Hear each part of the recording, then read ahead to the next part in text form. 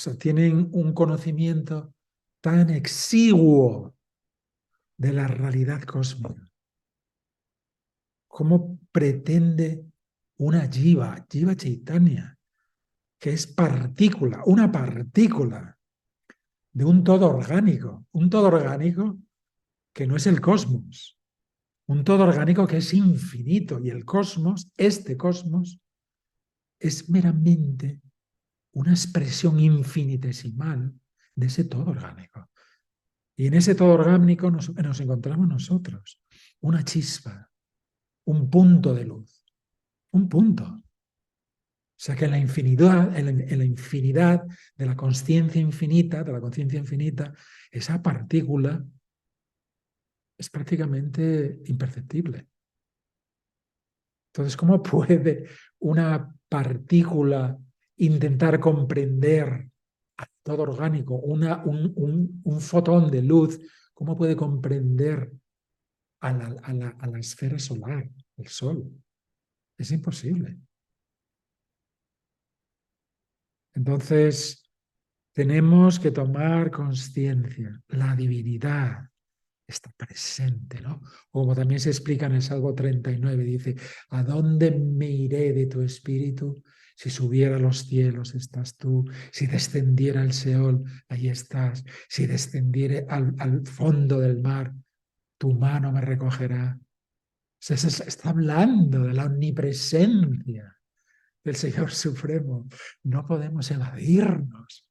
No seamos tan ilusos de pretender que ahora, como estoy aquí en una cueva en los Himalayas, nadie me ve, pues voy a cometer cualquier tropelía. O sea, eso es una ignorancia. Está ahí presente. Y explica en el Bhagavatam, ¿no? En un 10º canto, en las instrucciones, no sé si es el 11º o 4º canto, en el 11º canto, cuando Narada Muni explica, ¿no?, que al Señor Supremo se le puede percibir en los actos de recibir ayuda y directrices de la inteligencia. Porque Krishna explica en el Gita, ¿no? Dice: Sarvasya chaham hidi sannivisto matta smritir jnanam apohanancha. Dice: yo como esa manifestación, ese monitor interior que se encuentra en cada criatura, yo soy dice, de mí provienen o proceden el conocimiento, el olvido, la inteligencia, el recuerdo. Todo eso lo facilita el Señor. Y en función de la conexión que nosotros tengamos y la conciencia que tengamos, podemos ver cómo Krishna constantemente nos está dando directrices, ¿no? Por ejemplo, yo personalmente, ¿no?, pues a veces le digo: Señor, recuérdame que cuando regrese o a tal hora tengo que hacer esto. Y cuando llegas ahora, ¡pum!, salta el recordatorio. Es impresionante. Yo me olvido del tema, porque digo: bueno, Señor, tú te vas a encargar y lo vas a ver. ¿Pero por qué? Porque yo tengo esa confianza, porque me lo ha demostrado más de una vez. Krishna reciproca, responde. Si nosotros queremos tener un Dios en un trono majestuoso, en la infinitud, que no sabemos lo que es la infinitud, allí observándonos, ¿no?, a ver lo que hacemos o lo que no hacemos, pues bueno, pues ese va a ser nuestra relación con Él. Pero si realmente deseamos que Krishna esté presente en nuestra vida, Él va a estar presente. Pero para eso tenemos que invitarle, tenemos que confiar en Él, ¿no? Y la confianza viene del latín, etimológicamente, fideis, que significa confiar. Hay que confiar en el Señor. Él desea lo mejor para nosotros. Él no es nuestro amigo. En la Biblia, Abraham siguió estrictamente todas sus instrucciones. Y al final dice: y y Abraham fue considerado amigo de Dios. En el Gita, en el capítulo 5, Krishna dice: Suhridan Sarva Bhutanam, yo soy el mejor amigo. O sea, es una aseveración que procede del Señor Supremo. Entonces tenemos que ir reflexionando sobre eso. Krishna me dice que es mi amigo. ¿Por qué dudamos de eso? Podemos dudar de cualquier tipo de promesas, de declaraciones, de ámbito humano.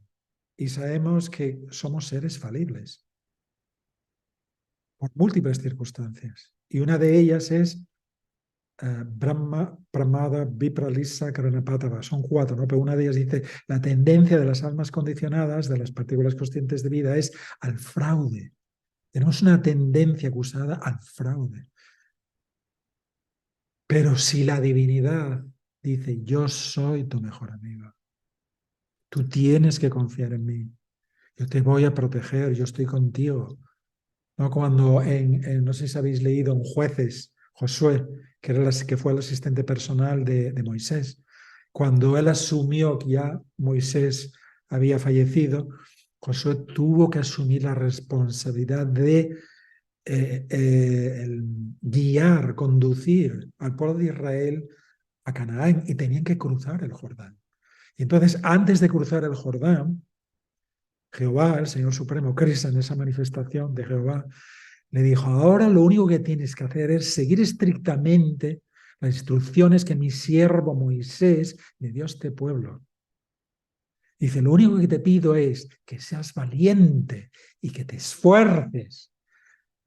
Eso es lo que está esperando, no exigiendo. Krishna no nos exige, nos puede exigir, pero no nos exige porque respeta nuestro libre albedrío.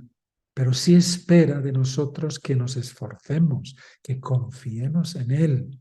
Y tenemos, a través de las prácticas del servicio devocional, la finalidad, una de las finalidades es desarrollar esa confianza. ¿Qué es lo que más se valora en el ámbito social? En todos los ámbitos, político, social, económico, laboral, financiero, familiar. La confianza. En las empresas, por ejemplo, lo que más se valora es la confianza.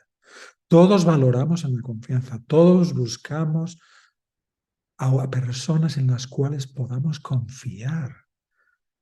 Necesitamos confiar, no podemos vivir en un recelo constante, aunque obviamente este escenario cósmico está fundamentado en el recelo. Recelamos, sentimos aprensión, sentimos temor de los escenarios, de las personas. ¿Por qué? Porque nos han traicionado, nos han explotado, nos han perjudicado. Entonces es difícil a veces confiar en los seres humanos. Y uno al final se vuelve un misántropo. Pero Krishna está diciendo, no, yo no soy un ser humano. Krishna no es un ser humano.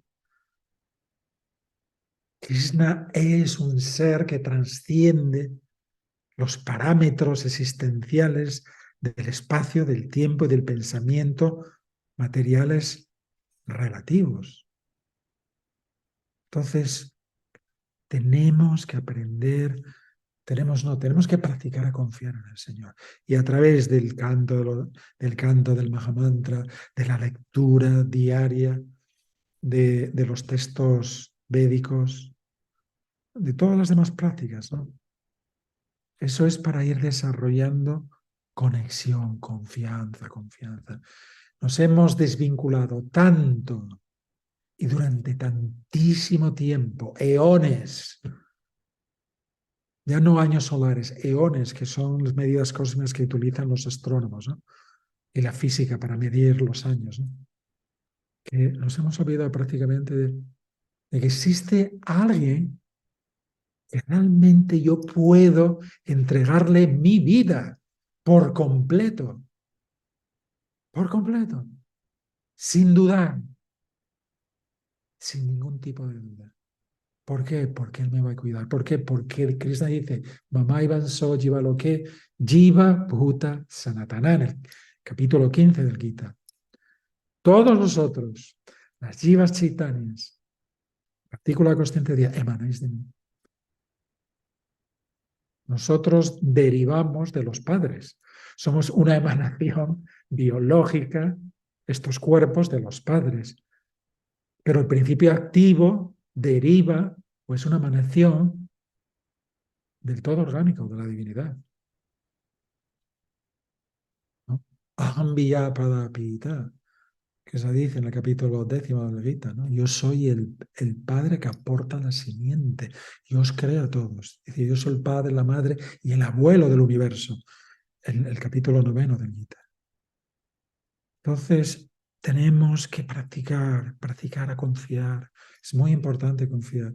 Porque si no, simplemente todo este proceso del bhakti, aunque lo hagamos estrictamente, pero si no desarrollamos una conexión de confianza, de dependencia. Confianza significa depender. Aquí no podemos depender de nadie porque sabemos que nos pueden traicionar en cualquier momento, porque no son controladores supremos, pero Krishna es Ishvara, Parameshvara, él es el controlador supremo. Entonces podemos confiar plenamente en que Él lo controla todo, absolutamente todo, desde los eventos más cósmicos, más relevantes, hasta los más nimios.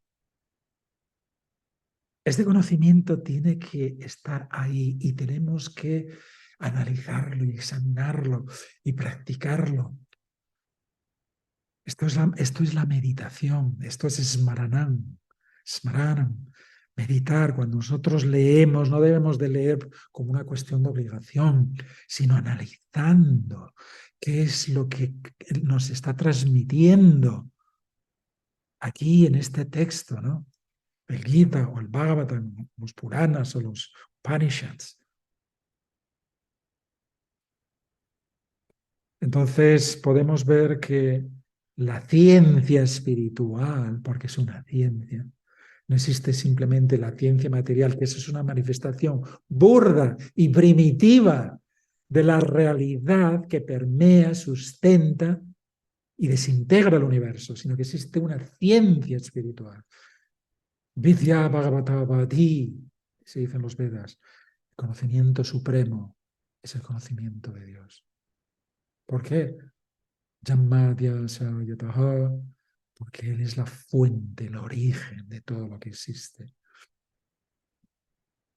No como dicen los científicos materialistas con esa perspectiva existencial atea, todo el universo es una masa de energía. ¿No? Qué frío, qué distante, ¿no? Como decía este Stephen Hawking, ¿no? Físico inglés. El universo existe y siempre existirá como un producto de la nada. Imagínate. O sea, ya el planteamiento es totalmente absurdo y lógico. De la nada no surge nada. No hay ninguna evidencia en este universo que de la nada surja nada. O sea, ¿en qué cabeza cabe que esta anatomía humana está configurada por 36 billones de células? Conforman los genetistas. 36 billones de células. Y que el genoma humano está configurado por 3.000 millones de letras perfectamente organizadas.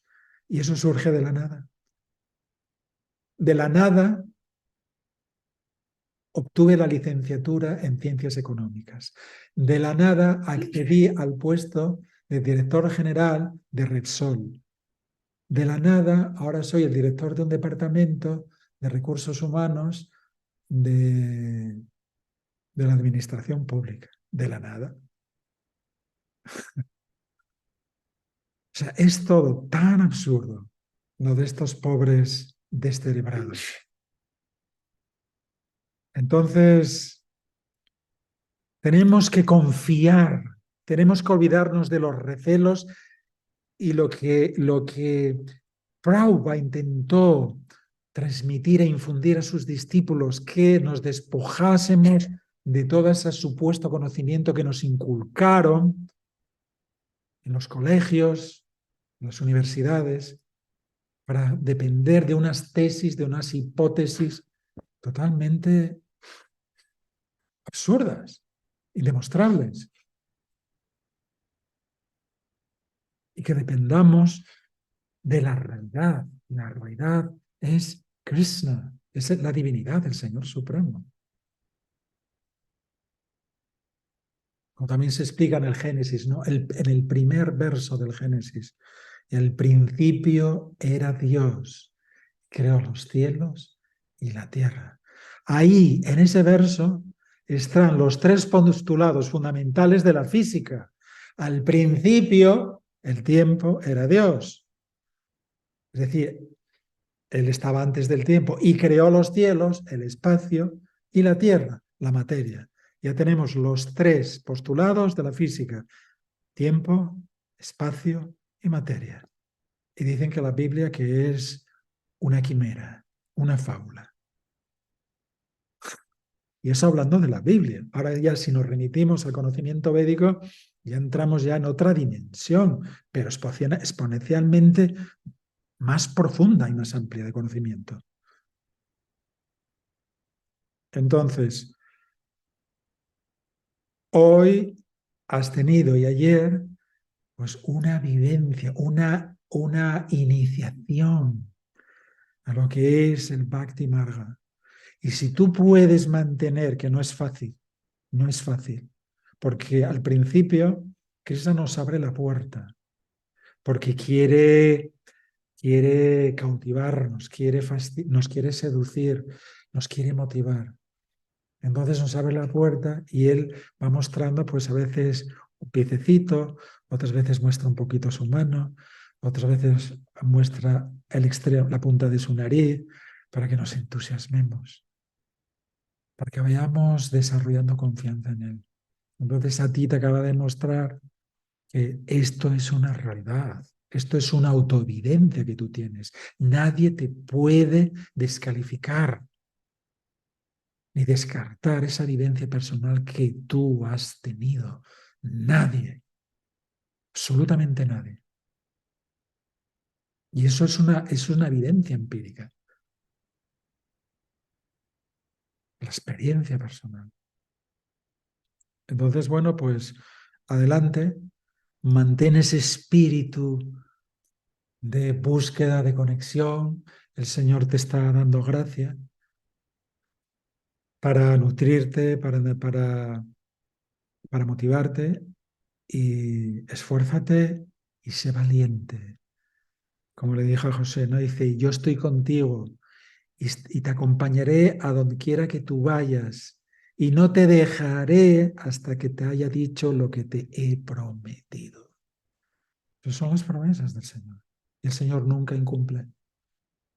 Por eso Krishna dice en el Gita Arjuna, ¿cómo es?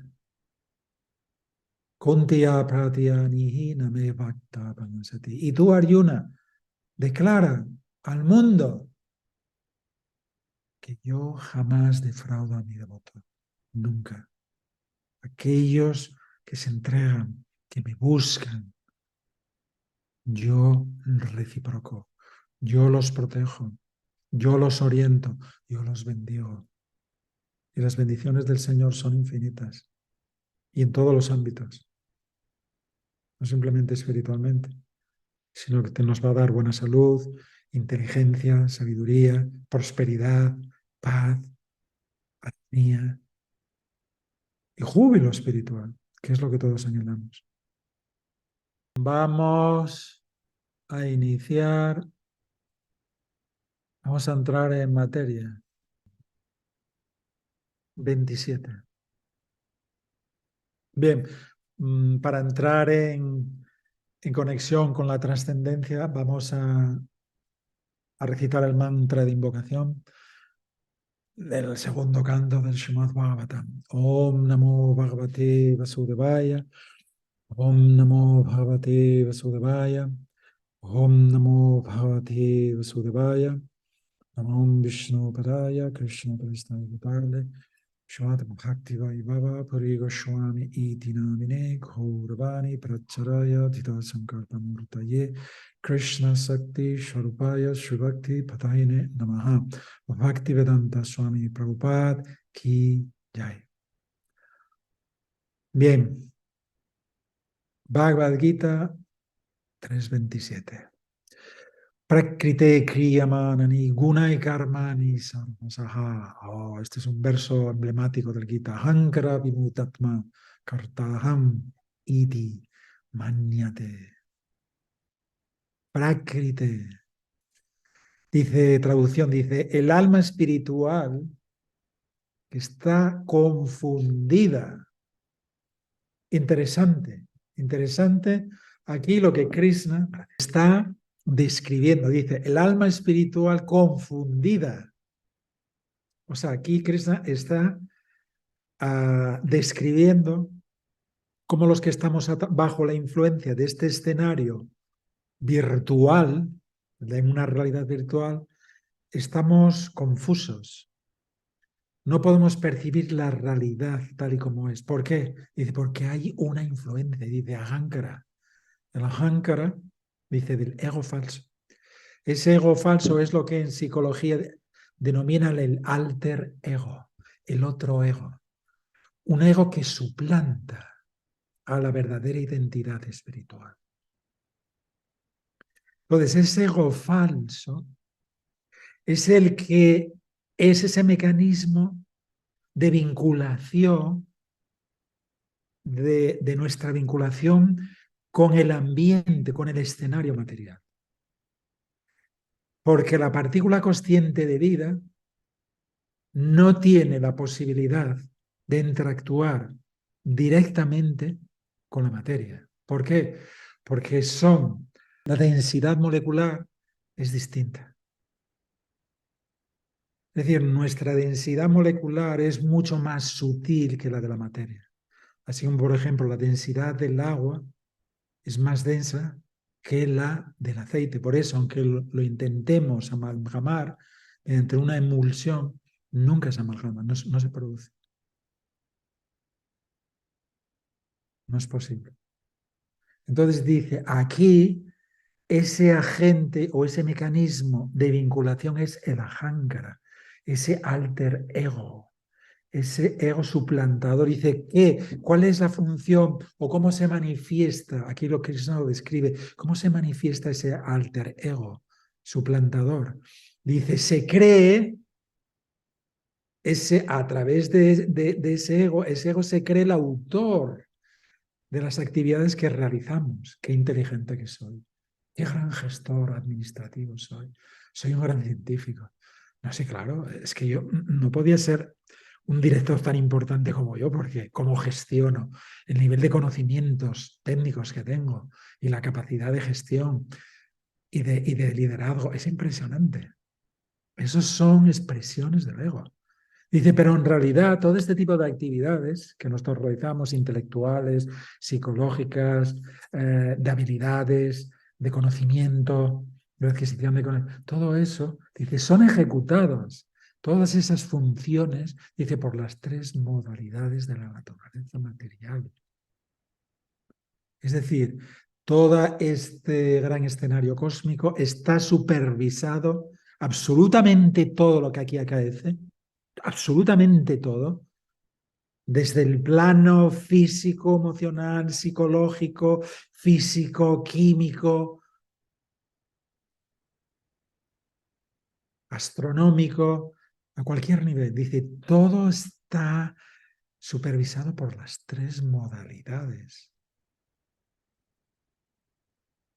Y esas tres modalidades se manifiestan en las personas en diferente proporción. En algunos donde lo que predomina es la modalidad de la bondad, por ejemplo, en los que tienen conocimiento védico y sus vidas se alinean con ese conocimiento védico, se espera que estén vibrando, se supone que están vibrando en esa frecuencia sádvica o de conocimiento. Sattva guna significa conocimiento, luz.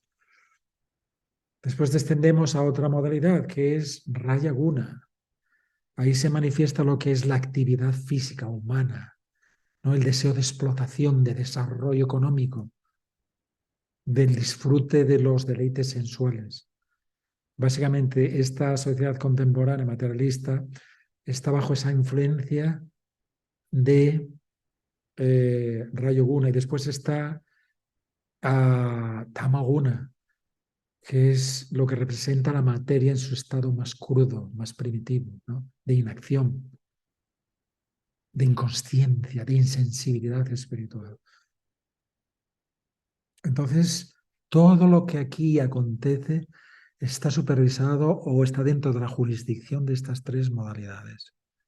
O sea, es extraordinario. Entonces, aquí Krishna nos está describiendo cómo funciona el ego. Se cree, se adjudica la autoría de todo lo que él ejecuta, se considera el protagonista de la escena y además cree que todo lo que él posee o lo que está en relación con su expresión física le pertenece.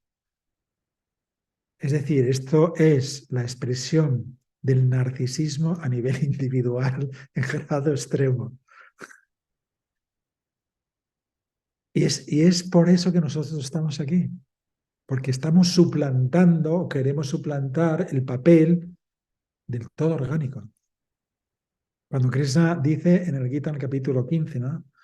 Capítulo 5, Bhaktaran Jagatapasan Sarvaloka Maheswaran Suhridan Sarvaloka. Dice, yo soy Bhaktaran Jagatapasan, dice, yo soy el que realmente disfruta de todo lo que está sucediendo en el universo. Sarvaloka Maheshwaran dice, y además yo soy el creador y el controlador de todo el escenario cósmico. Entonces, si nosotros podemos comprender eso, y a continuación dice, Suhridan Sarva Bhutanam, yo soy el mejor amigo de todas las criaturas. Y dice, si uno puede comprender esto, mi querido Arjuna, uno Santin Rechati, dice, uno va a obtener, va a experimentar armonía interior, paz. Porque si no tenemos paz, no vamos a ser felices. Y la paz comienza cuando tenemos una mente equilibrada y armónica. Y eso solamente se puede producir cuando uno practica el servicio devocional y especialmente cuando nos focalizamos e invertimos nuestro tiempo y energía en el canto del Mahamantra. Simplemente por cantar 16 rondas, 16, uno puede entrar en un estado de armonía mental. ¿Qué decir si cantásemos 64 rondas? O sea, saldríamos disparados como un cohete y abandonaríamos este planeta para siempre.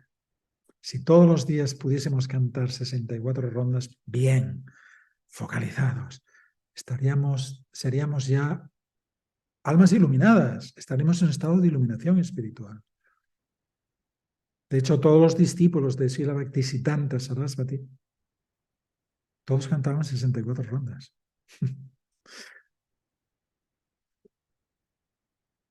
Imaginaos. Y a nosotros se nos ha pedido un mínimo, 16.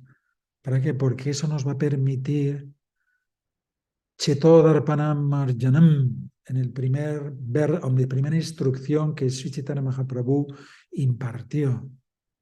Dice, a través del canto del Mahamantra, ¿qué va a suceder? Gradualmente toda esa toxicidad, todos esos residuos tóxicos que se han ido acumulando en nuestra mente durante infinidad de vidas, de una forma gradual y paulatina, se van a ir diluyendo.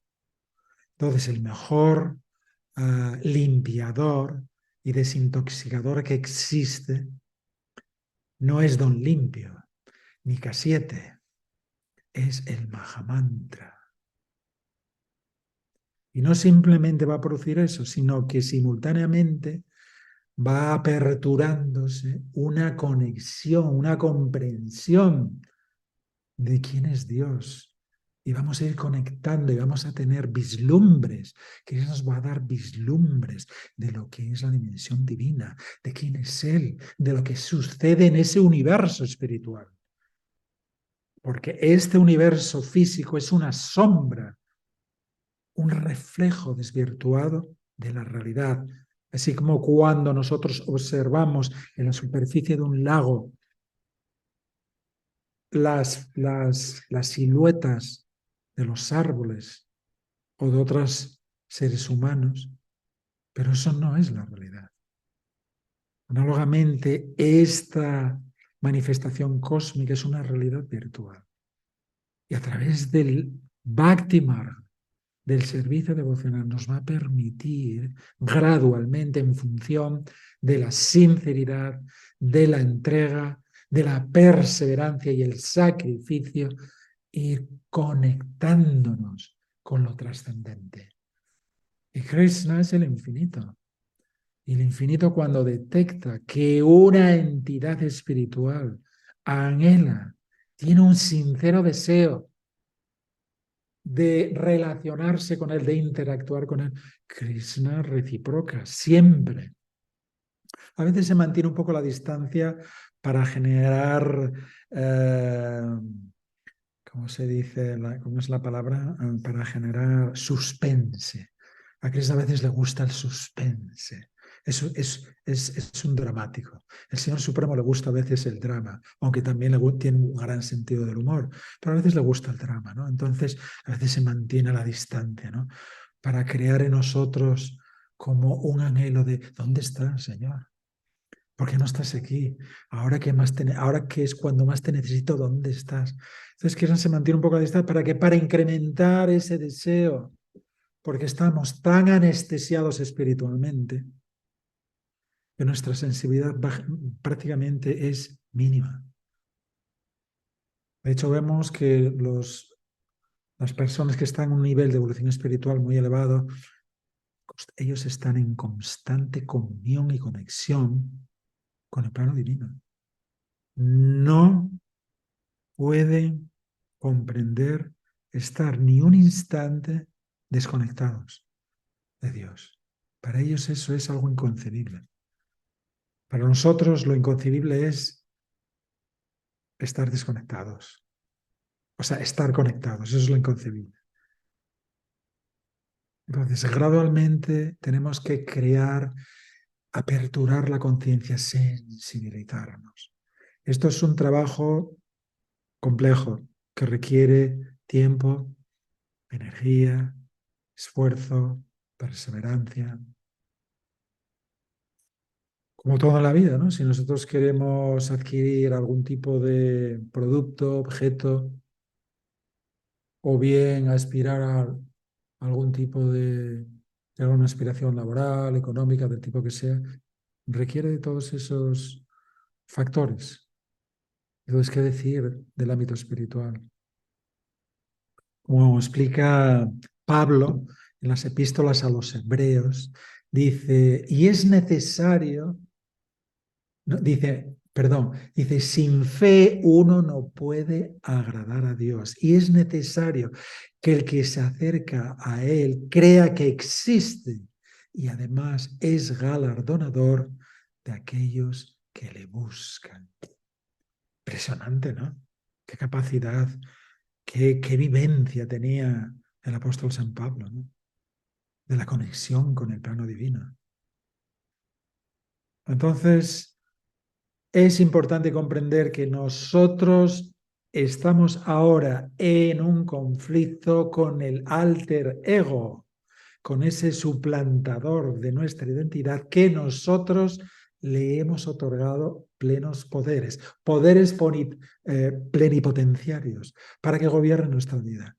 Entonces, tantas vidas ha estado gestionando nuestra travesía, nuestro peregrinaje en esta dimensión material, que ahora obviamente no quiere ser que se le arrebate ese poder.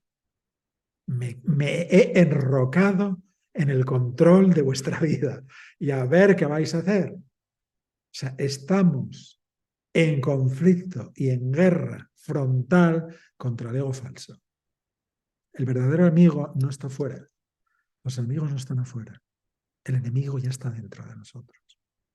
Y además tiene un gran ejército, que son los sentidos. Y además está la lascivia, la ira, la codicia, la soberbia, el protagonismo. Todos esos son su ejército. y le siguen, son leales por completo. Entonces, le hemos declarado la guerra al alter ego. Y no es una contienda bélica que va a ser fácil, ni va a y el proceso puede ser penoso y doloroso. Pero esto no nos debe desalentar, porque lo más importante es conocer, tener conciencia, tener conocimiento de cómo funciona nuestro enemigo, cuáles son sus estrategias, cuál es su naturaleza, el arte de la guerra, ¿no? Que se denomina. Hay un libro que escribió creo que fue un chino, no recuerdo su nombre, ¿no? El arte de la guerra. Entonces la estrategia en el ámbito, en el conflicto militar, es muy importante.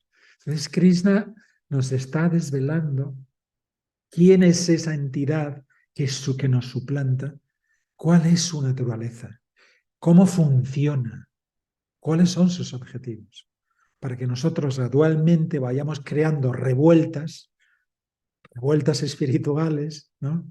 Como las que están habiendo ahora mismo en toda España, ¿no? Para intentar derrocarlo del poder. Se ha enrocado y no va a ceder el poder fácilmente. O sea, no seamos ilusos. Pero con la ayuda del conocimiento que Krishna nos está facilitando en el Bhagavad Gita, gradualmente le vamos a ir asediando y le vamos a ir debilitando hasta que finalmente sucumba. Pero no por nuestro esfuerzo personal, sino por la intervención y la gracia de quién? Del mentor espiritual y del Señor Supremo y de los sadhus, de los sabios, de los practicantes del servicio nacional. ¿Hay algún tipo de comentario que deseáis realizar o preguntas sobre el tema? Bien, pasamos al texto 28. Tattvabit tu mahabaho guna karma vibhagajoho guna guneshu vartanta iti matva nasacchati. Tattvatit, la primera palabra que utiliza Tattvatit, conocedor de la verdad absoluta. Dice, oh tú, el de los poderosos brazos. Fíjate cómo se dirige Krishna a Arjuna, ¿no? Dice, para motivarlo, ¿no? Porque sus brazos, es decir, su estado anímico estaba totalmente inexistente. O sea, se había diluido por completo. Él, un guerrero poderoso, con conocimiento, con mucha experiencia, pero estaba totalmente desalentado, ¿no? Por eso dice, tú el de los poderosos brazos. Aquí Krishna le está arengando, ¿no? Tú eres poderoso, Arjuna. Vamos, sal de desaliento en el que estás inmerso. Aquel que posee conocimiento, muy importante aquí Krishna dice, aquel que posee conocimiento. Dice acerca de la verdad absoluta, Tattvavid, no se ocupa de los sentidos ni de la complacencia de los sentidos. Pues conoce bien la diferencia que hay entre el trabajo con devoción y el trabajo por resultados fruitivos. Aquí Krishna nos está describiendo que hay dos formas de actuar en este plan. Podemos actuar para intentar que nuestros objetivos, nuestras ambiciones, nuestros proyectos se materialicen, o bien podemos actuar para conectarnos a través de nuestras actividades con la trascendencia, con el Señor Supremo. ¿A través de qué? De la devoción. Ese es el mecanismo de conexión, bhakti. Por eso todo el bhakti marga gravita en torno a la devoción. Bhakti es devoción, pero una devoción racional, con comprensión. Nosotros no seguimos una fe ciega, que es muy peligroso. Nosotros tenemos conocimiento racional del por qué se hacen las cosas, cuáles son las consecuencias de las actividades.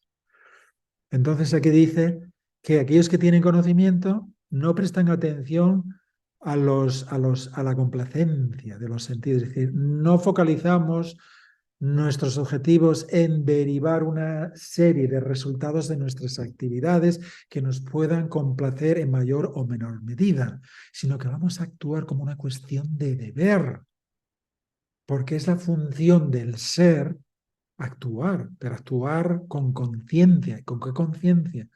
Con conciencia de Dios, es decir, para que nos vincule, esas actividades sean vinculantes, que nos vinculen con el todo orgánico, con la trascendencia personificada. Y entonces, ¿qué sucede?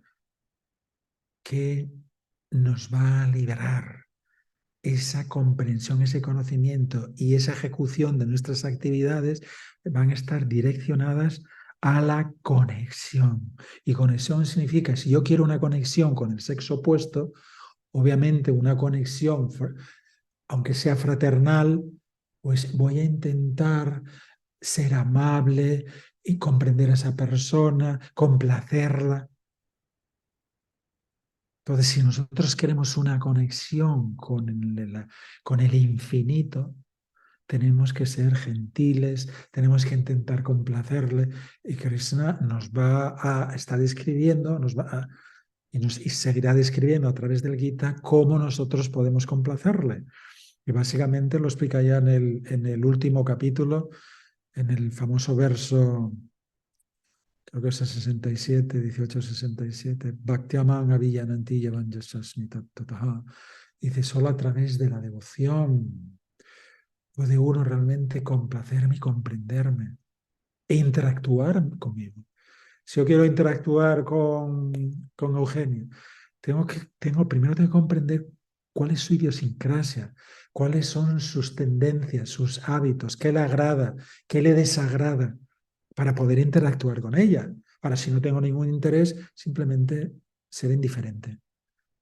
Entonces, estos mismos parámetros se aplican al ámbito divino. Entonces, muy importante tener tattva vid, conocimiento de la verdad absoluta. Y aquí, en el Gita, la verdad absoluta personalmente se está describiendo a sí misma, se está revelando, lo cual me parece extraordinario. Si pudiésemos comprender que el que está hablando el Gita es Dios mismo, si realmente tuviésemos un mínimo de comprensión, un mínimo, o sea, estaríamos levitando y estaríamos constantemente ya fuera de este plano, o sea, a nivel espiritual, o sea, estaríamos en la dimensión divina, seríamos almas iluminadas, perfectas.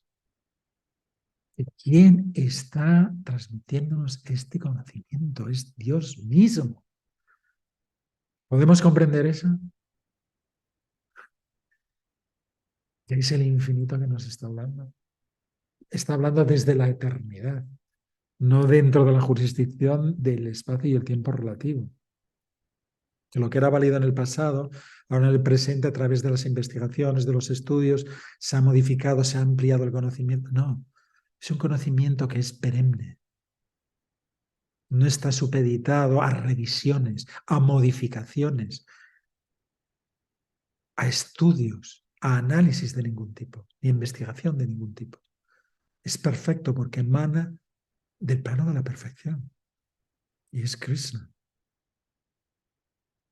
Texto 29.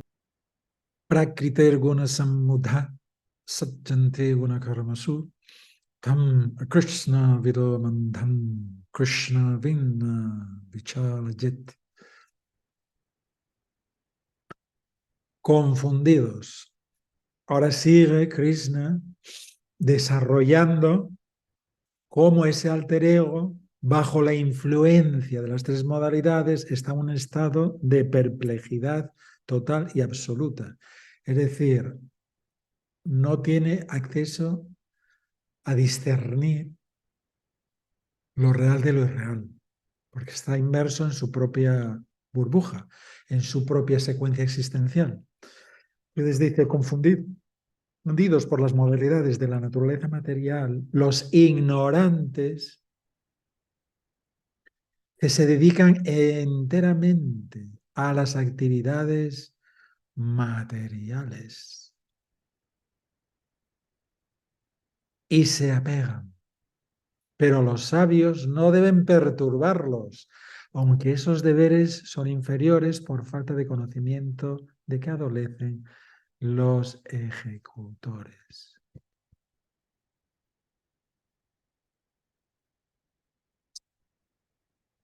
Interesante. Es decir, las modalidades. Las modalidades se puede describir como tres estados de existencia. Un estado de existencia primitivo, donde lo que predomina es la ignorancia de la realidad, incluso ignorancia de discernir lo correcto de lo incorrecto. Luego está un estado superior que es el rayásico o de actividad, de acción, cierto conocimiento pero de explotación. Y después está el nivel superior sádvico de conciencia, de conocimiento, de comprensión, de discernimiento. Entonces dice aquí, los ignorantes se dedican a las actividades materiales. Nosotros si observamos a esta sociedad materialista, en cualquiera de sus ámbitos, vemos que todo el mundo está inmerso en desarrollarse dentro de su actividad profesional.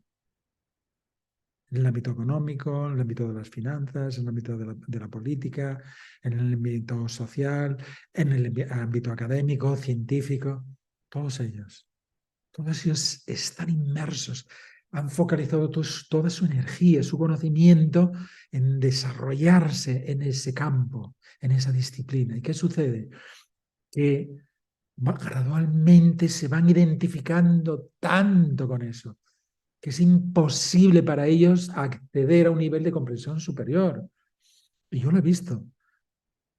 Y cada día, o sea, tú hablas, por ejemplo, con científicos, con físicos, abogados, y no tienen comprensión mínima, ni pueden comprender conceptos filosóficos, védicos elementales, porque están totalmente inmersos en el derecho o en la economía o en las finanzas o en la investigación científica, inmersos por completo en eso. Entonces todo lo demás es como que es superfluo, está en un segundo plano, descartado, ¿no? Porque para ellos su existencia es esa. Entonces se identifican tanto que lo más importante para ellos es desarrollarse plenamente en ese campo profesional. Entonces no pueden comprender otro nivel de conocimiento, otro nivel de perspectiva existencial. Es imposible para ellos.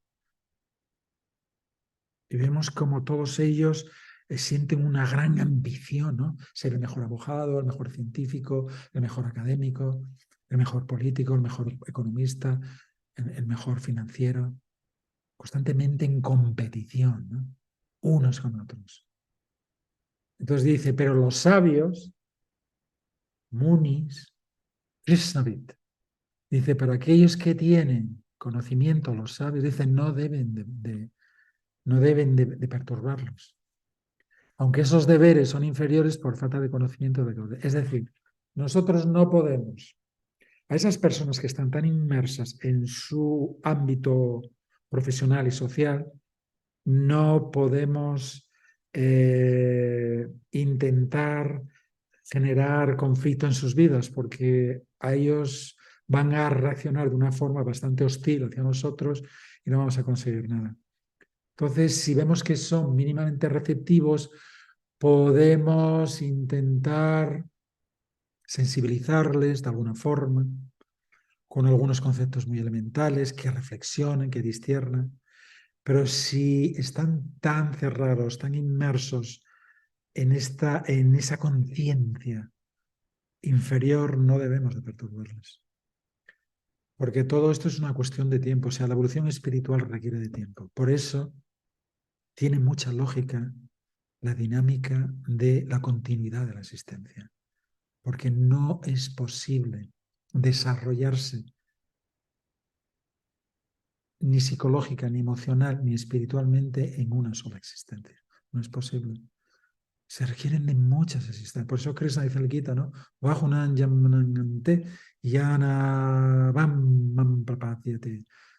Dice, pues después de muchas existencias, de mucha indagación filosófica y científica, dice, uno llega a comprender o a conectarse o a aperturarse o a descubrir la trascendencia personificada a la divinidad. Se requiere de muchas existencias. Jisantu antagatam papanjananam punya karmana, que se dice el Gita también, ¿no? Después de muchas vidas de prácticas, de llevar una vida virtuosa, de indagación filosófica, dice, uno puede acceder a la comprensión de lo que es la dimensión divina, de las prácticas del Bhakti, de muchas vidas. Entonces, todos los que estamos hoy aquí presentes, no es la primera vez que estamos en contacto con el servicio devocional, porque no es posible en una sola vida desarrollarse y conectarse con la disciplina del Bhakti Marga, del servicio devocional. No es posible.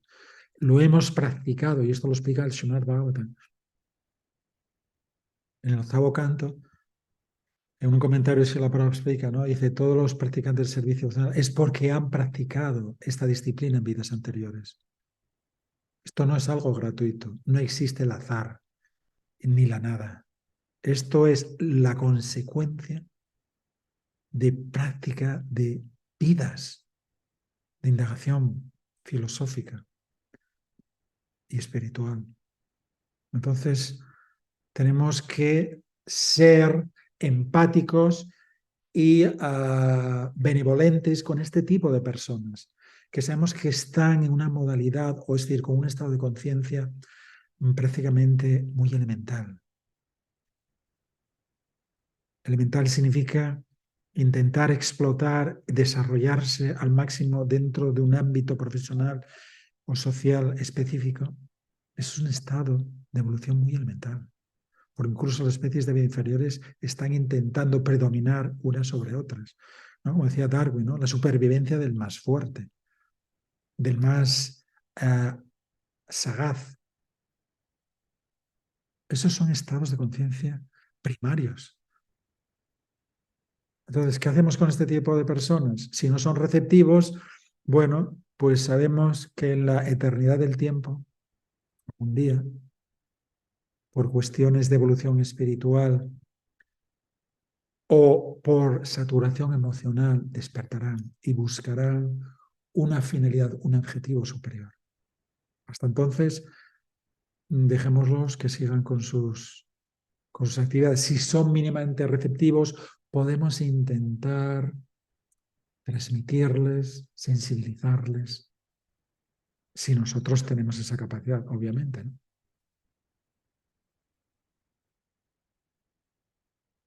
Bien, ¿algún comentario? ¿Pregunta al respecto? Sí, yo tengo un comentario, pregunta. Bien. Pero siempre tiene que haber una primera vez, es decir, dices, todos los que estamos aquí, o bueno, da igual, los practicantes del Bhakti Yoga ya han hecho práctica Mm. en el pasado, pero siempre hay una primera vez, porque no puede ser esta. O sea, También quiero puede decir, ser, sí, sí, también es posible que esta sea la primera vez. ujú. Esto lo vemos, yo lo he visto en los templos, personas que llegaban al templo y en un periodo de tiempo breve, quizás un año, o sea, dar un salto evolutivo espiritual exponencial, en muy poco tiempo, 6 meses, un año. Entonces, eso nos confirma, nos verifica que esta persona ya viene de un trabajo y de una evolución en servicio final en vida pretérita. de su vida pretérita. Entonces, eso es algo muy obvio. Y yo lo he visto en los templos. Y otras personas que entran y te das cuenta que esta persona debe ser la primera vez.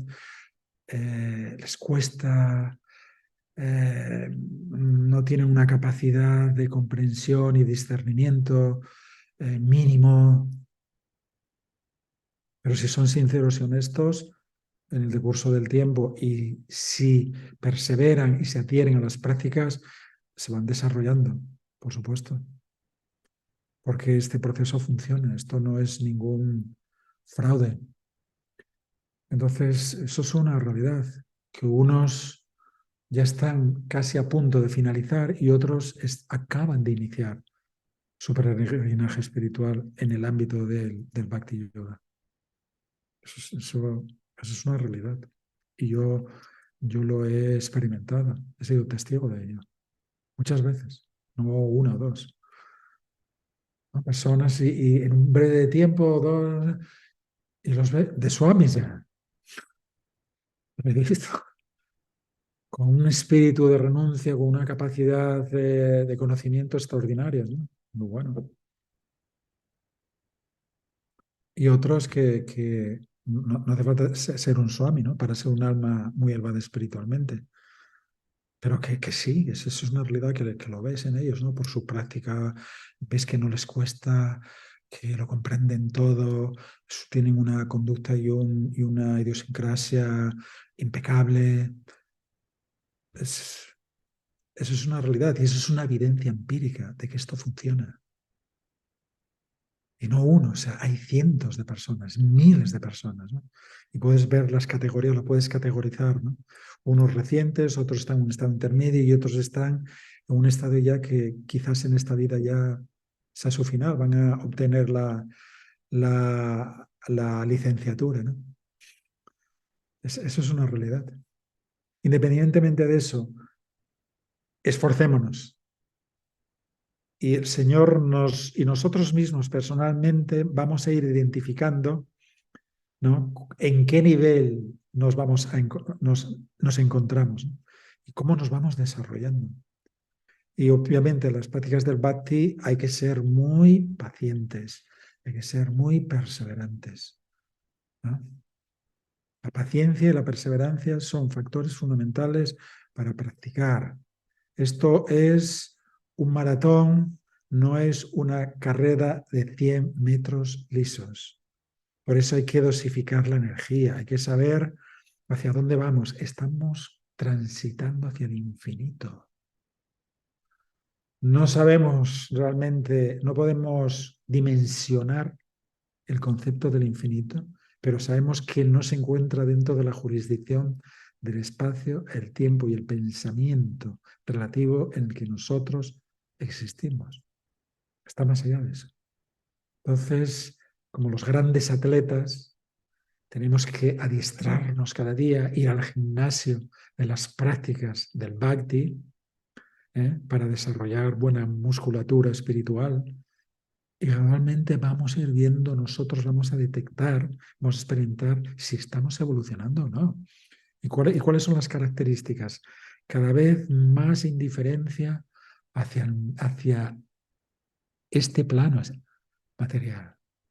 Cada vez más conexión con el plano divino. Hay paz interior, hay armonía, hay confianza. Tenemos más conocimiento, más comprensión de lo que los textos védicos o de la literatura védica nos están transmitiendo. Todo eso son las evidencias de que estamos evolucionando y no estamos estancados, porque puede haber también estancamiento. Si caemos única y exclusivamente en la rutina de que, bueno, voy a cantar, o sea, abordamos todas las prácticas del servicio final como algo rutinario, no vamos a progresar. Cada día tiene que ser un desafío. Tiene que haber un interés por hoy tengo que hacerlo mejor, Señor, ayúdame. Tenemos que desafiarnos a nosotros mismos, tenemos que competir con nosotros mismos, cada día dar lo mejor de nosotros mismos. Ver realmente y al final del día realizar una introspección, una evaluación general de cómo hemos transitado y con qué estado de conciencia hemos abordado las diferentes circunstancias que el escenario social nos ha brindado y que ha sido diseñado por el Señor Supremo. Ahí es donde vamos realmente nosotros a percibir. Y para esto hay que ser muy sinceros y muy íntegros con nosotros mismos. No necesitamos la validación de un agente externo. Nosotros mismos lo vamos a validar. ¿Por qué? Porque ya tenemos las directrices que están aquí en el Gita, en el Srimad Bhagavatam. No sé si eso responde al comentario. Vamos a considerarnos siempre que para nosotros esta es la primera vez. Es mejor una buena dosis de humildad que no pensar que, vamos, yo ya creo que estoy, ya tengo un buen nivel. En el momento que sintamos eso, nuestra evolución espiritual llegará a un punto de estancamiento, de tensión, ¿no? Como cuando vamos en tráfico y llega la Guardia Civil y dice, detención, ¿no? Entonces, siempre mantenernos en un estado de, Señor, soy un pobre de espíritu, soy un indigente espiritual. Eso es lo que soy. Tengo 4 apuntes de conocimiento, pero ¿realmente lo he integrado? ¿Lo he comprendido? Siempre considerarnos en un estado de neófitos. Y es ahí, en ese estado, lo que más le agrada al Señor Supremo. Y la Biblia dice, ¿no? Dice, el Señor Supremo humilla a los que se exaltan y exalta a los que se humillan. O sea, el ingrediente fundamental de la vida espiritual es mansedumbre y humildad, ¿no? Atmaniksepa karpanye. Sánscrito. Humildad, mansedumbre. Muy importante. Siempre estos 2 parámetros tenemos que centrar y reposar nuestra vida en estos 2 parámetros fundamentales, esenciales, que van a nutrir todo ese edificio espiritual que cada día estamos construyendo. Somos arquitectos de este edificio espiritual. Y Krishna nos está facilitando los recursos, el conocimiento, las directrices. Pasamos al texto 30. Mayi sarvani karmani sannyasathatmachitasa nirasir nirmano bhuttva yudhyashva vigata juraha. Traducción. Por consiguiente, pelea, oh Arjuna, entregándome a mí todas tus obras, con pleno conocimiento de mí, sin deseos de ganancia, sin sentido de posición y libre de letargo. Bien, aquí ya Krishna de nuevo le inyecta una nueva dosis de motivación. Dice, bueno, todo lo que te he explicado hasta ahora, especialmente en los últimos textos, es para que ya retomes, que salgas de ese estado de depresión emocional en el que estás inmerso y que comiences ya a tomártelo en serio. Dice, entrégame a mí todas tus obras. Es decir, tú no eres responsable de lo que va a acaecer aquí en esta batalla, pero sí tú eres responsable de ser mi brazo ejecutor. Esa es tu responsabilidad. Ahora, las consecuencias que se deriven de todo esto no dependen de ti, amigo, porque yo soy el director de esta película, de esta escena. Tú simplemente eres un actor que está a mi servicio, que está bajo mi dirección. Entonces dice, con pleno conocimiento de mí, es decir, con todo lo que te he explicado hasta el momento presente y sin aspirar a obtener algún tipo de resultado específico, y no te identifiques ni con tu cuerpo, ni con los cuerpos, ni identidades de esos familiares que están en oposición a ti, están esperando entrar en batalla. Y dice, y libre de letargo, o sea, despójate de ese letargo espiritual, de esa hibernación espiritual en la que estás inmerso. Ya es el momento de lo que te tomes en serio. Tú estás aquí porque yo he diseñado todo este conflicto bélico. Porque he venido aquí, como Cristo nos explica posteriormente, para establecer el Dharma, que está en declive, Arjuna. Y ahora yo vengo aquí para establecer orden, justicia y aprendizaje. Y que aquellos que no están dentro de los parámetros del orden y de la justicia están abocados ineluctablemente a la destrucción. Eso es la finalidad, eso es lo que les espera. Entonces, aquí las claves, ¿no? Conocimiento. Krishna a través del Gita nos está transmitiendo conocimiento. Después, no busques un resultado específico, ni te identifiques con tus habilidades, con tu inteligencia, con tu conocimiento que tienes del ámbito militar. Y ya va siendo hora de que despiertes, que te lo tomes en serio, que salgas de ese letargo espiritual que estás inmerso. Y esto es el mensaje que nos está transmitiendo a todos. Hemos estado en un estado de hibernación espiritual durante muchísimas vidas. Muchísimas vidas. Entonces, ahora Krishna nos está induciendo, despierta ya de ese letargo, ¿no? Como Chaitanya Mahaprabhu explica en el Chaitanya Charitamrita, Jib Jago, Gora Chandra Bole, Kotta Nidra Jamaya, Pisachira Kole. Dice, Jiva, despierta. ¿Cuánto tiempo vas a seguir inmerso en ese letargo espiritual? ¿Cuánto tiempo? ¿Cuántas vidas? Dice, yo he venido aquí. En hecho Satimaya Harinama Mahamantra Lao Tumi Maya, ¿no? He traído ahora esa medicina, esa medicación que te va a permitir a ti despertar de esa hibernación espiritual, que es el canto del Mahamantra, es el proceso del servicio devocional. Tenemos que despertar y se requiere de conocimiento, de que no vayamos buscando unos resultados específicos de nuestras actividades, sean cuales sean, que no nos identifiquemos con los escenarios con los que tengamos que interactuar y desarrollar nuestras actividades y que despertemos de esa insensibilidad espiritual en la que estamos inmersos. Es una inercia. Vida tras vida la inercia se va transmitiendo. Entonces, ha llegado el momento de despertar. Es como cuando uno se hace socio de un gimnasio, ¿no?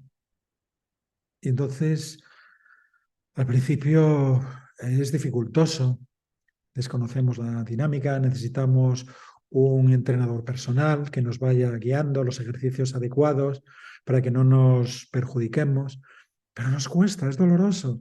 Y después de ese tiempo, o las primeras veces o al principio, ¿no? Nuestro cuerpo se va llenando, gritando de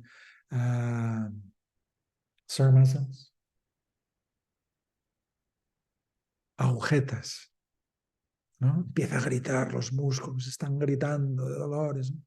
Pues ahora mismo nuestra conciencia está gritando. Bueno, la que grita es la mente, no la conciencia. La mente está gritando, ¿no? ¿Por qué me sometes a esta tiranía, de estas prácticas del servicio devocional? Esto es una quimera, es algo etérico. Esto no es demostrable empíricamente. ¿Qué estás haciendo conmigo? Eres un tirano, me estás flagelando. 2 horas ahí repitiendo una cacofonía. Hare Krishna, Hare Krishna. Pero bueno, ¿has perdido la cordura? ¿Has perdido la cordura. Estos son los gritos de la mente, obviamente inducida por la energía ilusoria. No, no hemos perdido la cordura, estamos intentando, dice que Krishna, intenta recuperar la sensatez que has perdido. Porque si fueras una persona sensata, hacía mucho tiempo que habías comprendido el porqué de la existencia, cuál es tu origen, por qué tienes que afrontar todas esas adversidades, tribulaciones que derivan en aflicción y dolor constante, y al final tienes que enfrentarte a ese túnel oscuro y temeroso de la muerte. Entonces, importante lo que Krishna nos está transmitiendo. Y lo más importante, ¿no? Libre del letargo. Hay que despertar. Entonces, todos los días por las mañanas tenemos que ir a inscribirnos al gimnasio de Bhakti Yoga. Y ahí empezar todos los días en la mañana a hacer nuestras prácticas. Tenemos que tomar también los anabolizantes, ¿no? Para ir desarrollando musculatura adecuados. Y bueno, ahí estamos con las primeras prácticas, ¿no? Las pesas, el Mahamantra son las primeras pesas que hay que levantar y hay que ir generando pues masa muscular, ¿de acuerdo? Espiritual, para que gradualmente nos vayamos fortaleciendo. Y esa es la finalidad. Y las prácticas del Bhakti, esas 9 actividades, la más importante que es Kirtanan, el canto del Mahamantra, esa es la que nos va a permitir a nosotros desarrollarnos, ¿no? Esa musculatura espiritual adecuada, ¿no? Y cada día nos podamos enfrentar, ¿no? A los desafíos de la energía ilusoria, ¿no? Y volvernos cada vez más fuertes, más poderosos, obviamente con la protección, con la orientación y con la bendición del Maestro Espiritual, del Señor Supremo y de los practicantes de servicio devocional. ¿Hay algún tipo de comentario al respecto? ¿Todo bien? ¿Qué, qué audiencia tengo más interesante, ¿no? Más inteligente. Texto 31. Yeme matan idam nityam manutishtanti bhanava sraddhavanto anasuyanto muchante te api karmavihi. Dice, aquellas personas que ejecutan sus deberes de acuerdo con mis mandatos y que siguen estas enseñanzas fielmente, sin envidia, se liberan del cautivario de las actividades fruitivas. Bueno, aquí Krishna ya nos está garantizando, primero, si ejecutamos nuestros deberes conforme a las directrices que Krishna nos está transmitiendo y si nos adherimos fielmente a ellas sin envidia. Envidia significa podemos tergiversar las enseñanzas, adaptarlas conforme al alter ego, a nuestra conveniencia. Pero eso no nos va a ayudar a desarrollarnos espiritualmente. Eso es sin envidia. Dice, ¿qué sucede si nosotros nos adherimos, somos leales, somos perseverantes a esas enseñanzas, a estas enseñanzas? ¿Qué va a suceder? Dice que vamos a actuar, es decir, vamos a transitar por este mundo como peregrinos espirituales, pero de una forma tal que vamos a estar exentos de las consecuencias de todo lo que hagamos. ¿Por qué? Porque todo lo que hacemos desde que nos levantamos hasta que nos acostamos está en conexión y con la finalidad de complacer, de interactuar al Señor Supremo. Entonces se nos exime de esas consecuencias. Porque toda la problemática de este escenario cósmico o evolutivo es que cada vez que nosotros ejecutamos una acción psíquica, emocional, verbal o física, genera una reacción subsecuente. Esa es la problemática. Entonces, Krishna nos está adiestrando, educando para que actuemos, pero que no haya reacciones. Qué maravilla, ¿no? Actuamos, pero no va a haber reacciones. Simplemente porque estamos actuando correctamente con el protocolo establecido por el Señor Supremo. Nos está indicando cómo vivir aquí, cómo vivir de forma correcta, cómo vivir y evolucionar espiritualmente, cómo ser un ejemplo, un emblema representativo para los demás y motivarles también a que a través de nuestra conducta personal ellos vayan desarrollando una atracción hacia nosotros, hacia lo que nosotros practicamos. Esta persona no es como yo. Su forma de expresarse, su forma de actuar, su perspectiva de la vida, su idiosincrasia, no es como la generalidad de las personas. Y eso es lo que tienen que detectar. Y esto es el verdadero testimonio. Y esto es lo que espera el Señor Supremo de cada uno de nosotros. Entonces, finalizamos aquí. Retomamos en el 3.32. Es una ciencia, no sé si sois conscientes de que Krishna aquí está explicando una ciencia, la ciencia de la sociología, de cómo vivir, la forma de cómo ser una persona con sabiduría, con conocimiento real, no un conocimiento derivado de especulaciones o de vivencias generacionales, ni cómo actuar de una forma políticamente correcta, sino políticamente espiritual. Y esos parámetros, las directrices, las estipula y las establece el Señor Supremo, la divinidad.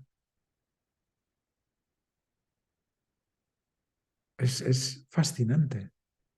No tenemos que andar por la vida extraviados, confusos, qué haré, qué no haré, cómo tengo que hacer esto. No. Siempre hay que remitirnos a la literatura védica, siempre hay que remitirnos al maestro espiritual. Siempre tenemos que remitirnos a los practicantes expertos en el servicio devocional. Por eso explica Narottam Das Thakur, uno de nuestros mentores espirituales predecesores. Sadhu Sastra Guru Vakya Chitite Kore Akya. Dice, tenemos que organizar nuestra vida en función de las directrices del maestro espiritual, del conocimiento védico y de los practicantes del servicio emocional. Entonces no vamos a tener problemas. Ahora, si nosotros queremos actuar en función de nuestra supuesta conocimiento, habilidad, inteligencia y desde nuestra independencia, entonces vamos a tener problemas, como ya los hemos tenido hasta el momento presente en vidas pasadas. Entonces, es una forma de vida que ya está determinada. No tenemos nada que crear, no tenemos nada que descubrir, ya está todo aquí. El Señor Supremo nos está transmitiendo la conducta correcta, el nivel de conciencia y los parámetros de evolución, de existencia espiritual para que nos desarrollemos, para que tengamos esa paz interior, para que tengamos esa prosperidad y vayamos experimentando ese júbilo espiritual interior y gradualmente nos vayamos aproximando al plano del infinito. Y finalmente, que en esta vida, si nos esforzamos y nos lo tomamos muy en serio y somos muy íntegros, regresemos de nuevo al universo espiritual. salgamos de la prisión. Nos olvidamos de que estamos en una prisión. Ese es el gran drama. Eso es lo patético de nuestras vidas. Estamos en una prisión. Y tenemos que ser conscientes de eso. Por eso tenemos que refugiarnos, tenemos que remitirnos constantemente y buscar la gracia de Dios y, penetrar, bucear, analizar, intentar comprender lo que Cristo nos está transmitiendo a través de sus enseñanzas. Ahora, si queremos ser independientes, entonces la independencia fundamentada en la ignorancia tiene su precio. Y es error, aprendizaje, error, aprendizaje, error, aprendizaje. ¿Por qué desperdiciar tiempo en eso cuando podemos entrar en una utopía y navegar de una forma perfecta? Que es dice el Gita. Y con este conocimiento no vas a tener ningún tipo de duda, porque tú vas a experimentar que esto es real y vas a experimentar cómo tú estás progresando, cómo tu perspectiva de la vida se está ampliando. Esto es la evidencia empírica. Entonces, comprender, estamos en una prisión, comprender la divinidad se encuentra en mi interior. Nosotros no podemos verle, ¿por qué? Porque estamos dentro de una niebla de ignorancia, de contaminación material. Pero cuando esa niebla se disipe, cuando esos primeros rayos de luz, que chit que balaya bhaktia vasudeva para yona, agandum bantikashyana, niharangiva vashkara, y cuando esos primeros rayos del conocimiento espiritual van iluminando la conciencia de la entidad espiritual, toda esa niebla, esa toxicidad se va a ir disipando. Y estos son los efectos, son las consecuencias de llevar una práctica espiritual de conocimiento, fundado en un conocimiento que ha sido verificado por nuestros mentores espirituales. Ha pasado el control de calidad de toda nuestra sucesión discipular, que han estado aquí con nosotros, que han descendido de ese plano de perfección, del universo espiritual, para compartir, para guiarnos. Entonces no debemos de ser envidiosos, como dice Krishna en el último texto. Pensar que la ciencia o el conocimiento que tenemos a nivel tecnológico científico nos va a salvar, no nos va a salvar de nada. No nos pueden salvar de la vejez, no nos pueden salvar de la enfermedad, que decir de la muerte. Ni siquiera pueden replicar un cabello humano. Ni siquiera replicar. ¿Dónde está la ciencia? La ciencia es la que está describiendo el científico supremo, Krishna, Bhagavan Sri Krishna, la suprema personalidad de Dios. Pasamos ahora a la sección. Bien, pasamos a la dimensión de preguntas y respuestas, muy pedagógicas, muy edificantes todas ellas. Pregunta. ¿Se considera servicio devocional pedir al Señor tener una vida saludable? O sea, disfrutar de buena salud.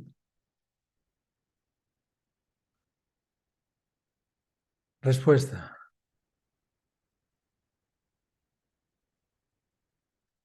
Dice, independientemente o cualquiera que sea nuestra condición física, diseñada, o nuestro estado de salud diseñado por el Señor Supremo, debemos de aceptarlo. A veces tendremos buena salud, otras a veces entraremos en secuencias de enfermedad. Dice, desear una buena salud para poder servir al Señor, dice, es favorable para el servicio devocional. Desear buena salud para disfrutar de los deleites sensuales no es aceptable. Dice, los devotos no desean seguir la senda de los materialistas, que exigen que el Señor les sirva. Al contrario, ellos oran por tener buena salud al Señor para que destruya todos los obstáculos y de esa forma poder servir al Señor Supremo de una forma favorable, de una forma óptima. No sé si quedó claro, ¿no? O sea, hay gente que anhelan, desean los materialistas, gente común, tener buena salud, pero ¿para qué? Para explotar, para sumergirse más en la corriente hedonista que predomina hoy en la sociedad contemporánea. Sin embargo, nosotros, los peregrinos del servicio devocional, oramos al Señor Supremo para tener buena salud, ¿para qué? Para poder servirle mejor. Pero incluso, aun cuando a veces hay secuencias en que nuestra salud se ve mermada, no debemos de desalentarnos, porque este cuerpo es la expresión de la enfermedad primigenia del ser. El mero hecho de tener un cuerpo físico significa que el ser está en un estado de enfermedad. ¿Cuál es el problema? ¿Cuál es el génesis de todas nuestras problemáticas? El cuerpo material, la mente, fluctuando constantemente, ¿no? Las enfermedades constantes, los estados emocionales y psíquicos.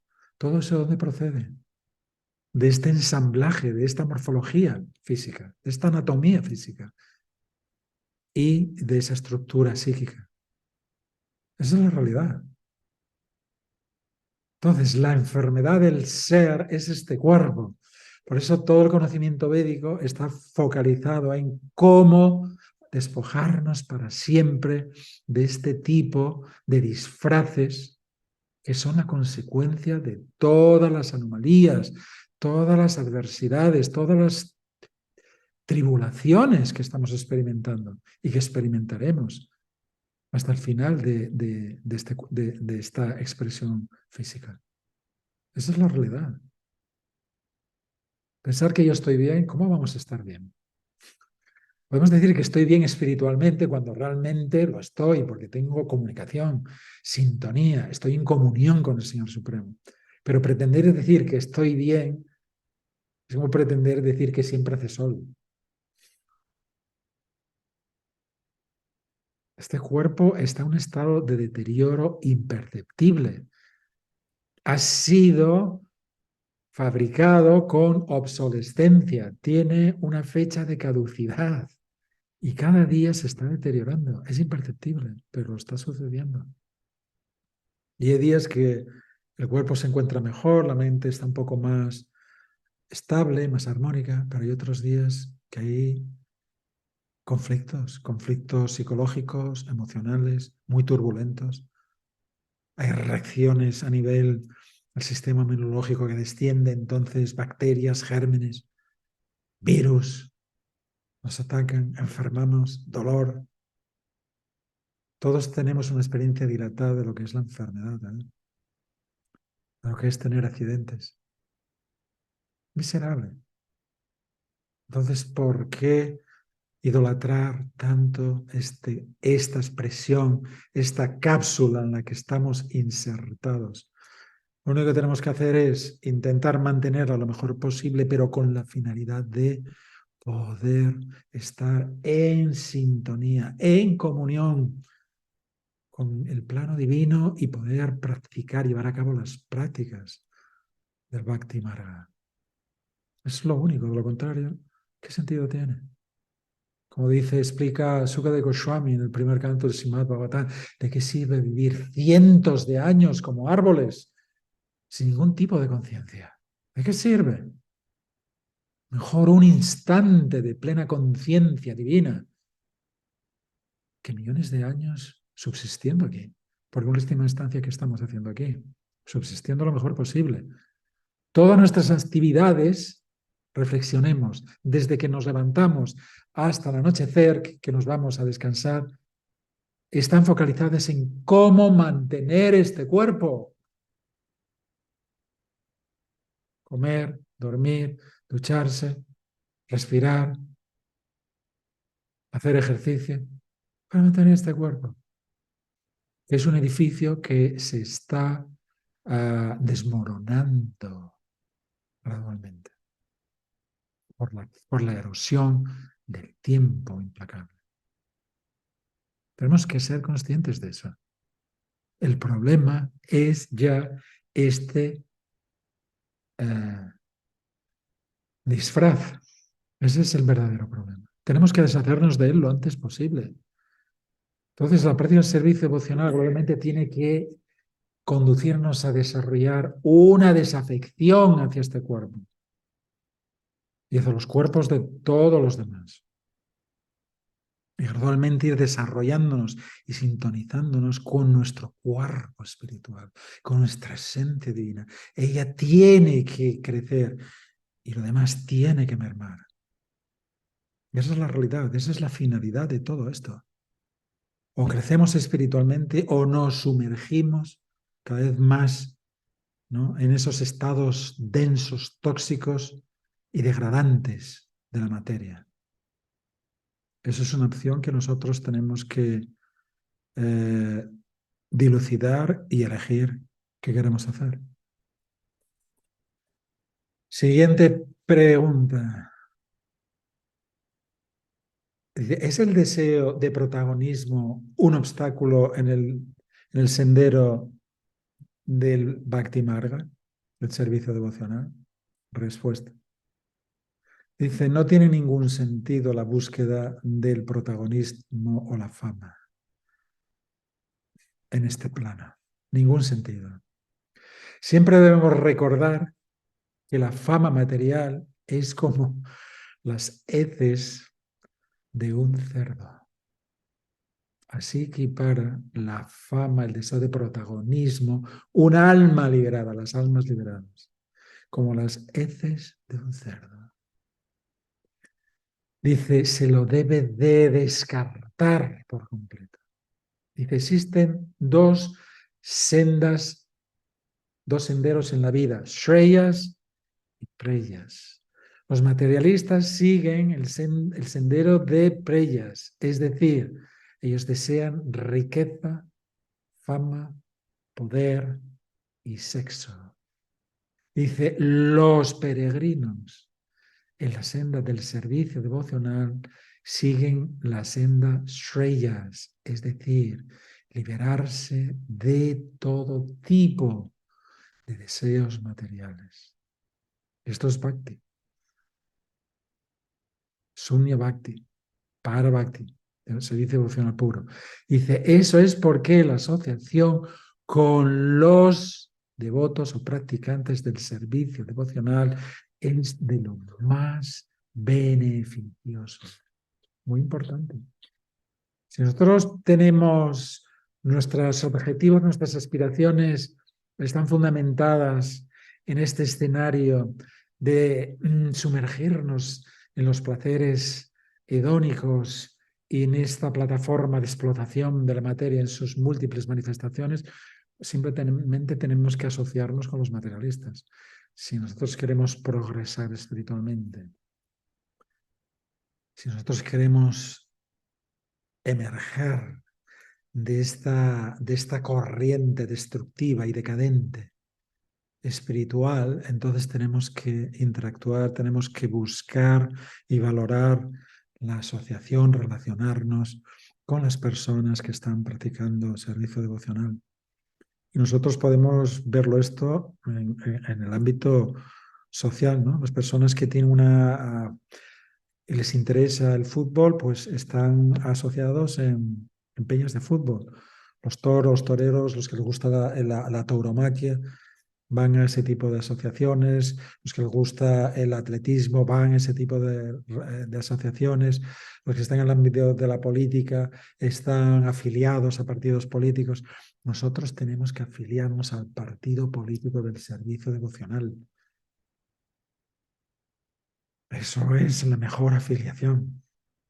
Y tenemos que interactuar con los socios de ese partido, con los afiliados, que son los devotos, los bhaktas, que son muy queridos por Krishna. Entonces nuestra vida espiritual va a progresar. Vamos a ir viendo progreso. Nos van a inyectar aliento, nos van a motivar, van a intentar dilucidar esas interrogantes, ¿no? Esas disfunciones o confusiones que a veces tenemos a nivel psicológico, emocional y espiritual. Es la única forma. Entonces tenemos que elegir qué corriente, qué senda existencial queremos seguir.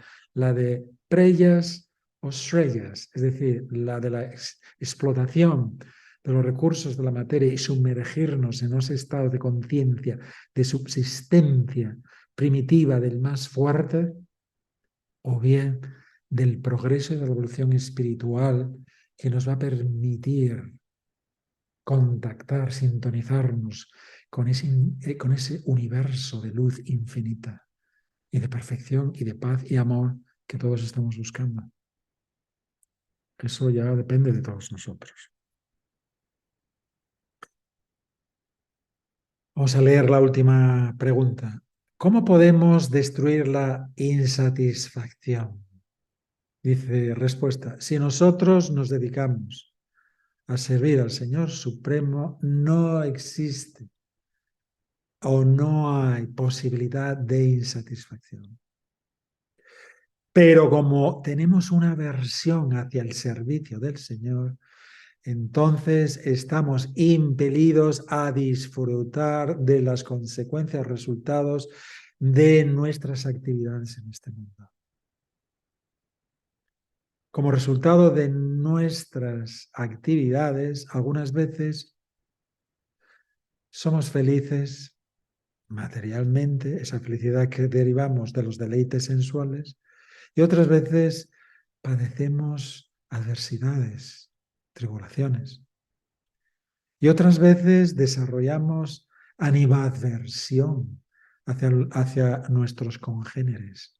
Si podemos comprender que el servicio del Señor es la finalidad última de nuestra vida, entonces esas tribulaciones y deseos de felicidad material no nos van a perturbar.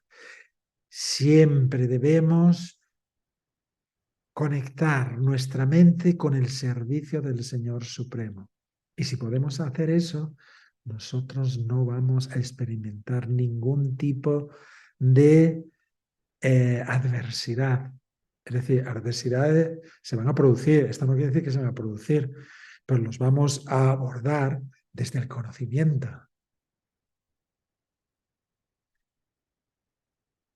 Dice, si nosotros nos alteramos y vivimos en este mundo expresando insatisfacción ante los demás, no podremos, nos olvidaremos de todo lo que está relacionado con las prácticas del servicio devocional.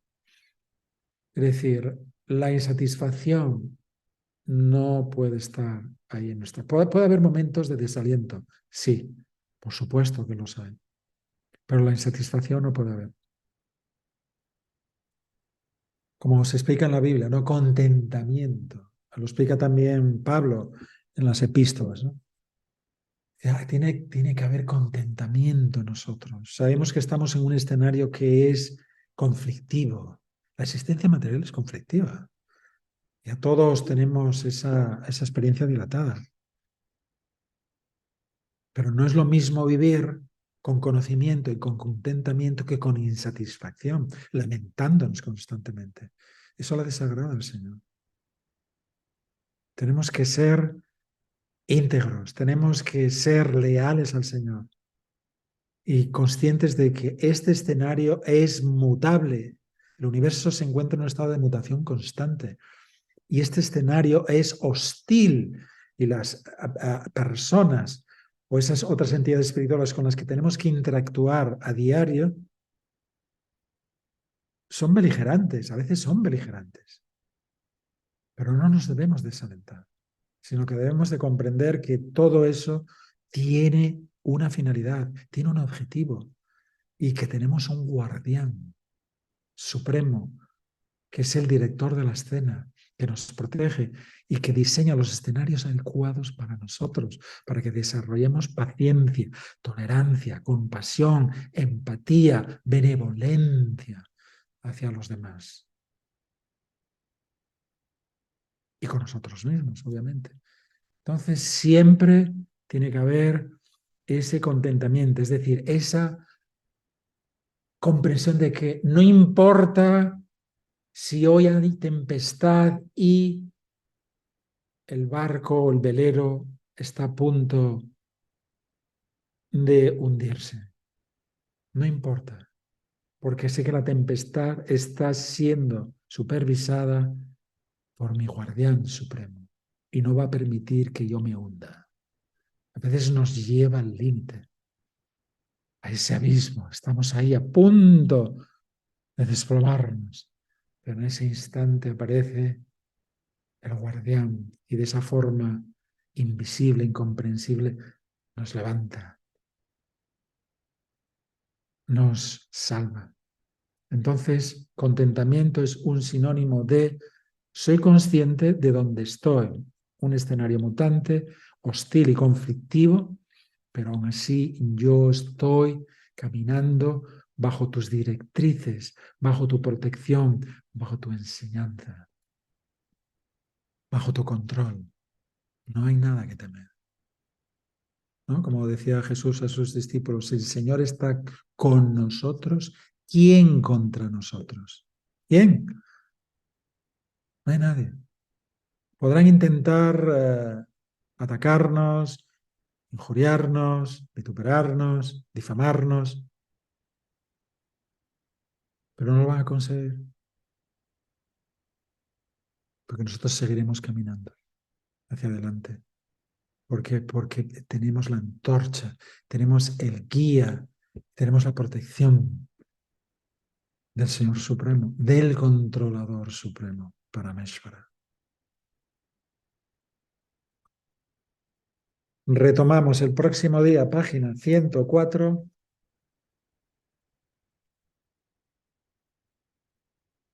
Pregunta 31. Bien. ¿Alguna pregunta, comentario? Esto es una ciencia. Hay que comprenderla, hay que utilizar el razonamiento. Bhakti significa inteligencia racional, aplicada, con conocimiento. Esto no es un credo. Krishna está hablándonos de ciencia, de cómo funciona el universo, cómo funciona la dinámica existencial, los escenarios, el alter ego, cómo nos influencia la energía ilusoria, qué es este cuerpo, qué es la mente. Entonces tenemos que ir comprendiendo todo esto y implementándolo en nuestras vidas. La praxis del conocimiento tiene que estar presente. No somos tertulianos filosóficos. Somos filósofos pragmáticos. Eso es lo que se espera de cada uno de nosotros. ¿De acuerdo? Bien, pues entonces finalizamos aquí hoy esta intervención. Eh, ¿Tienes ahí el desafío, Eugenio? Ya el Señor te ha dado una ínfima muestra de lo que se consigue cuando uno, con determinación, con sinceridad y con atención, se esfuerza por sumergirse en la vibración del canto nombre, ¿no? Entonces, bueno, pues adelante. ¿Okay? Y a los demás, Adelante. Sí, sí. y a los demás lo mismo. El Mahamantra Srila Bhaktisiddhanta solía decir a sus discípulos, Malika Upavasana en bengali. El Mahamantra, el canto el yapa, nunca debe de ayunar. ¿De acuerdo? Cada día tenemos que tener esa disciplina, porque es la conexión, es el escudo, es la armadura espiritual que nos va a proteger de las inclemencias del tiempo y de esas inclemencias psicológicas, emocionales y físicas que proceden de este disfraz físico. ¿De acuerdo? Pues nada, muchísimas gracias por vuestra atención, que tengáis una próxima semana muy constructiva y productiva y que practiquéis, que estudiéis, que analicéis. Introspección, queridos, introspección, ¿no? Y como le decía el Señor a Josué, sed valientes y esforzaos, que yo estoy con cada uno de vosotros. ¿De acuerdo? Muchísimas gracias. Sí, siempre las Sí, gracias a Tris y Dama. Muchas sí. gracias. Siempre las gracias a ti.